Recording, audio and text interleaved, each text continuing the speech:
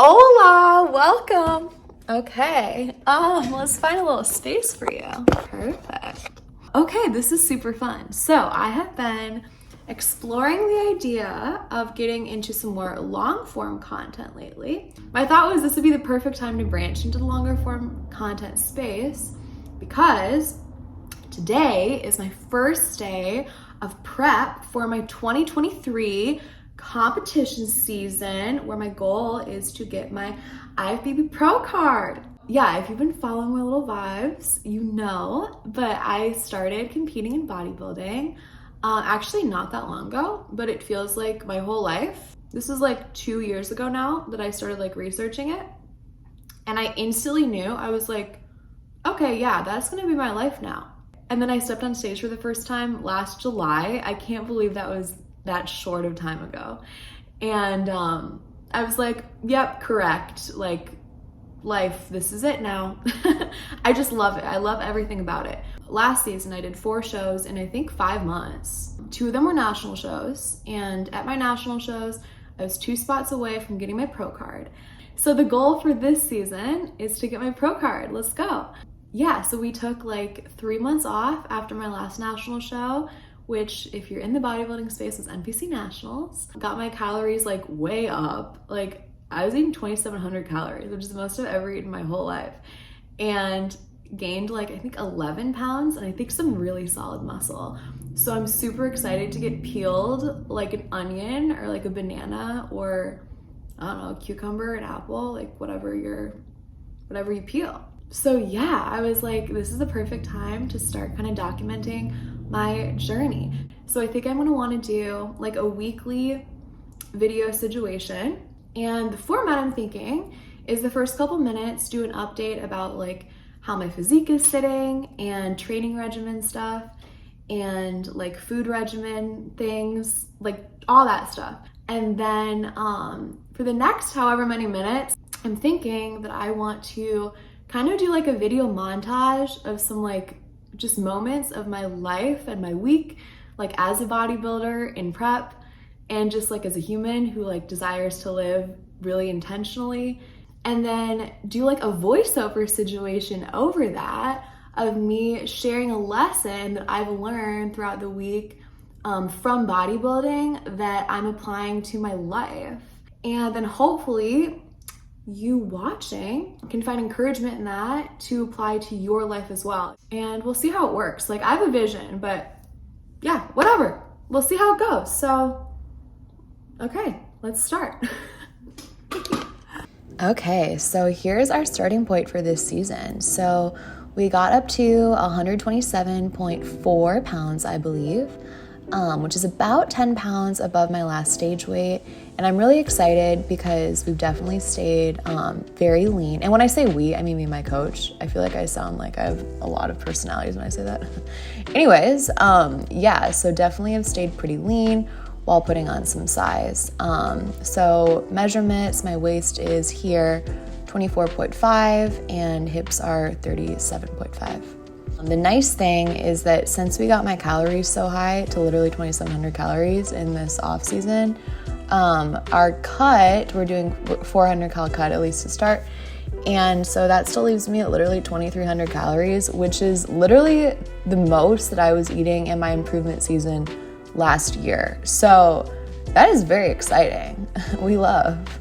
So speaking of improvement season, that is kind of the starting point for the theme of today's little video while I show you some clips from my life this week.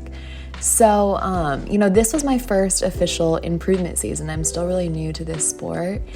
And I heard a lot of things from people about what improvement season would be like. And same thing for prep for that matter, because yeah, like it was my first competition season last year. But something that I'm really proud of myself for is at the beginning of my bodybuilding journey, when I decided I really wanted to do this competitively, I decided very clearly and strongly with myself that I was really going to be intentional to incubate myself from the opinions and experiences of others.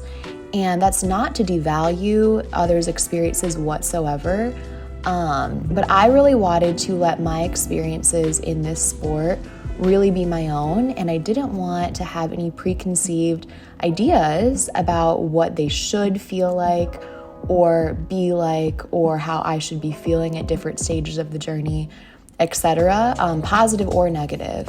I really wanted to just be very intentional about being present with myself throughout really every part of my journey, and just allow whatever experiences, feelings I was feeling to be real for me, and then to work with them from there. So for improvement season, for example, I heard a lot of things about to expect it to be very, very challenging mentally. And again, this is not to diminish anyone's experience who has had that, because I know that's very real. I've talked to people who that is the case. But for me, that was not the case. I loved this improvement season, and I love that I went into it without any ideas about what it should feel like or be like, because I honestly loved gaining weight. It was really fun for me to watch my body transform and to really go into it with this approach of my body being my canvas and it being a season to paint the canvas, and to shape it and mold my sculpture for the next time that we were ready to cut down. And this just made me think about how many other areas of my life I am allowing other people's experiences or opinions to, or even just like cultural norms, to dictate my own feelings about whatever that situation is. Like about my work, about my political views, about like literally anything.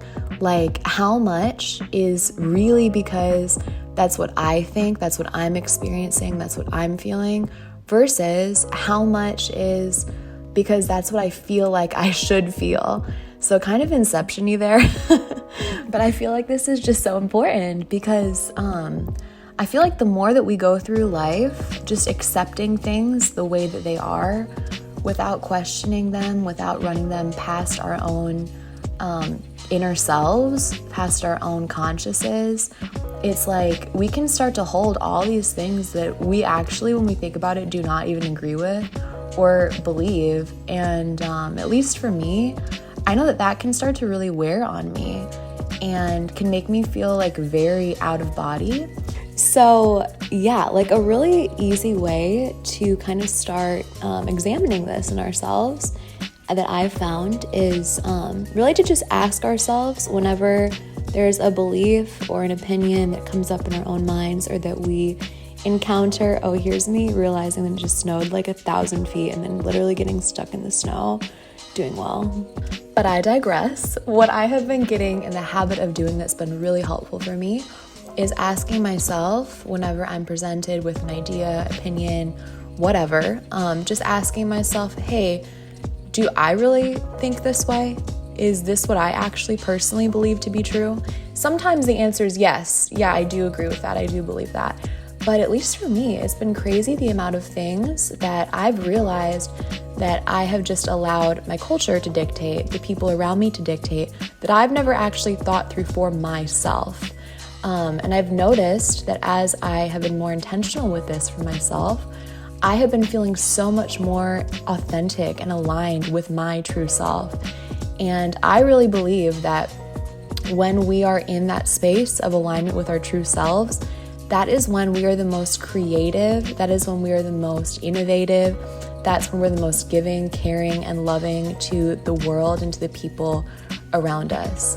So this has been a lesson that I've been learning for the past several months, but really actually I've been thinking about a ton the past week. And I hope that this can resonate with you as well, and that you can apply this to your life and find this helpful for you. So that is all for now. This was really, really fun. I really enjoyed the format of this. Let me know what you think and have a wonderful day.